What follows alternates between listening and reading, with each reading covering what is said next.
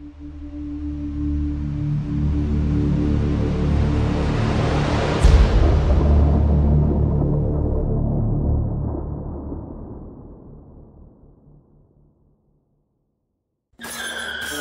to the 2A Patriot Ranch, where freedom rings and liberty stands, no need to flinch.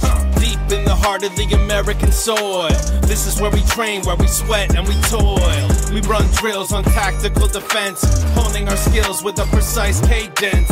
Rifle marksmanship to hand-to-hand combat, leave no stone unturned, that's a fact.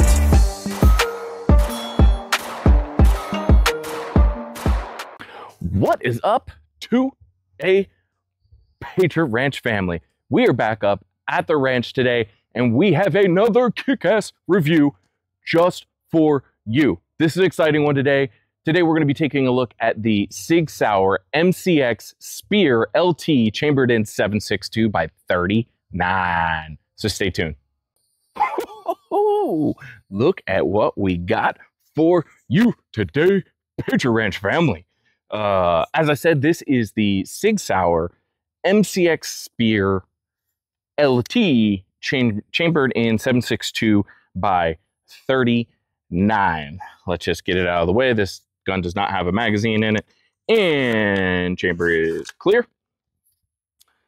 So we just picked this up, and I have been wanting one of these for a long time, but we had too many other things on the wish list prior to this.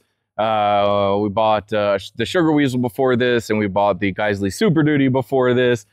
Now it was finally time. Originally, I was going to get this in 5.56, but I decided to go with 7.62 by 39 because why the fuck not? I have a ton of other rifles in 5.56, so might as well do something. Interesting here. I have done nothing to this rifle yet, except add the Sig Romeo 4S optic on the front side of it. And I just did that because it was a Sig optic, and why the fuck not? I think eventually we'll probably put a like 1 to 8 power LPVO on here. I'm not really sure. I mean, the gun is a little bit heavy, so we'll see about that. Let's just move from butts to nuts on this thing and deep dive into it. So as you can see, you've got this kind of minimalist stock on here. This is a folding stock. You got to pull up on it, and then it folds down. And then to open it back up, you just boop, right on back open. I may change this out for the standard Spear stock on it, the thicker one. We're going to see how my arm holds up on 7.62 with this tiny little butt here. As you can see, it doesn't have a buffer tube. This is a short stroke piston driven system, so there's no buffer spring, there's no buffer tube. It's got Sig's proprietary pistol grip on here. Kind of feels like a 320 grip, to be honest, a little bit. We've got QD points on both sides of the back. I am not a huge fan of this QD point right here because it kind of sits with your finger while you're on the safety selector. Don't really care for that a whole lot. This thing is completely ambidextrous. So you've got your safety selector, you've got your bolt release, magazine release. On the other side, magazine release, bolt release, safety selector. Obviously, this is not an AR-15 style rifle, but it does have AR style components to it with a forward assist and some of the controls and the trigger. So what makes this immensely different? Well, just about everything. As you can see, look how far forward I have the optic on this thing, because the handguard cut is actually right there, right where the flap of this is sitting down at. That is part of the modularity, I guess I should say, of this gun. You can swap it out into other different calibers just by taking off the bottom part of this handguard and swapping out the barrel. That's pretty badass. As I said, it is kind of a little bit of a hefty one. It's coming in a little over 7 pounds without, dry, without anything on it. So it is a little bit heftier. It's got a real robust handguard on here. The stock itself is a little hefty as well. It does have Sig's proprietary muzzle device on here. I have not tried to take this off, but I have heard some horror stories of trying to get these damn things off. Whatever kind of rock set they are using is pretty much a pain in the ass. So I might end up just putting a Sig suppressor on this, which I'm sure is their intent anyway. It looks cool enough, but I would have rather put a War Comp or something like that on it. As you can see, the barrel is a little bit of a thick boy. It is a 7.62 by 39 barrel. The one thing that you'll notice from the previous, we'll call it version in this MCX lineup from the Virtus, is that the overall slimness of the handguard is a major difference, and the barrel's not as honking as that one was too. It does have this adjustable gas system in here. It only has 2 positions. Now, I've seen a lot of people saying it's suppressed and unsuppressed. That's not true. It's basically dirty and not dirty. If you're running suppressed, you would keep it on the not dirty section. So not entirely true that it's suppressed, not suppressed. Overall, I mean, this thing is obviously built off of the platform for the new military, battle rifle in, 277 Fury and 6.8. The 277 is the civilian version of it, of the 6.8. But overall, I think what you're getting here in a slightly lighter weight function than the standard 308 Spear is a much more modular, easy to use, easy to wield system. Now, I think it's perfectly acceptable to get this in 5.56 too. You're also going to get a little bit of recoil, better management with that, as well as a more easily accessible round. I will say that 7.62 itself is actually not that bad to find, but obviously 2.23 and 5.56 a little bit easier and a little bit cheaper. What's up, 2A Patriot Ranch family? Just wanted to thank the sponsor of this video, which is TacPack. You know them. We've talked about them before. They are a tactical monthly subscription box service.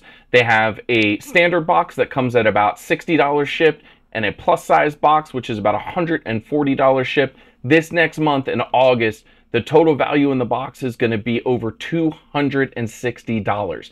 And if you use the code 2APatriot, you're going to get a $65 EDC kit for free, bringing your total value to over $320. You guys know they send out some really cool stuff. They just sent us this MFT water bottle in our last box, as well as this MFT handrail and the Emissary hand stop and the Kung Fu grip and the SOG knife. This stuff all comes in your boxes. It's different every single month. Make sure you go get yours. TacPack.com. Make sure you use the code 2APatriot to get your free $65 EDC kit. Thanks, TacPack. So today we're going to be shooting some, I believe it's Sterling 7.62 by 39 out of it.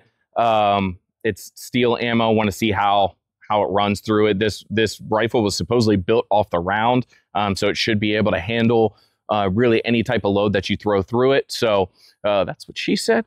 So we're going to run that first, and then depending on how that goes, we'll throw some brass in after that. I will say right up front, before we even get into final thoughts later, the one thing I'm pissed about is when you spend $2,500, $2,600, $2,700 on a rifle, one fucking magazine, Sig? For real? One fucking magazine? Like, you get a 28 round Duramag. At least it's a Duramag. That's the only thing I suggest using on here. So we went out and got a few more because I didn't have anything else AR style chambered in 7.62. But I found that pretty shitty. So we're going to go out here. We're going to run that steel cased ammo through here first. We're going to get the red dot sighted in, and then we'll shoot from like maybe 75, 100 yards, something like that, and see how she performs. There we go. All right, guys, we are back here at just about 75 yards. So let's put some lead down range and see how this thing runs.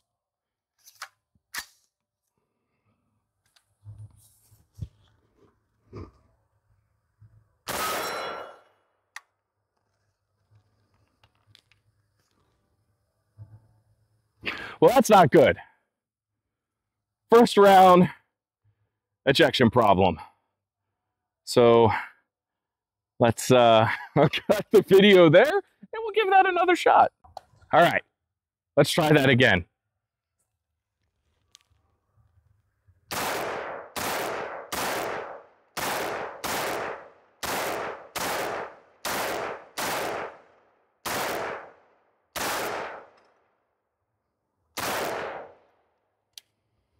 Whew.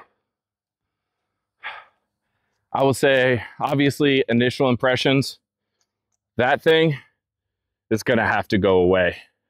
That is not comfortable in the least. Like, that was only, what, maybe 7, 8 rounds right there, something like that. That was not comfortable at all. Yeah, we're going to have to change that out right away.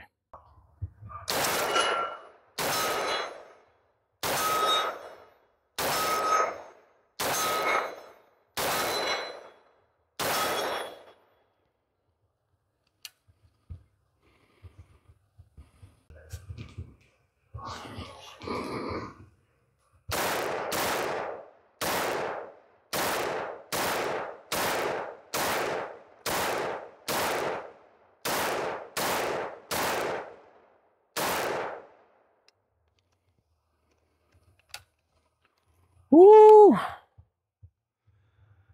Man, I tell you what, this might quickly become my favorite rifle.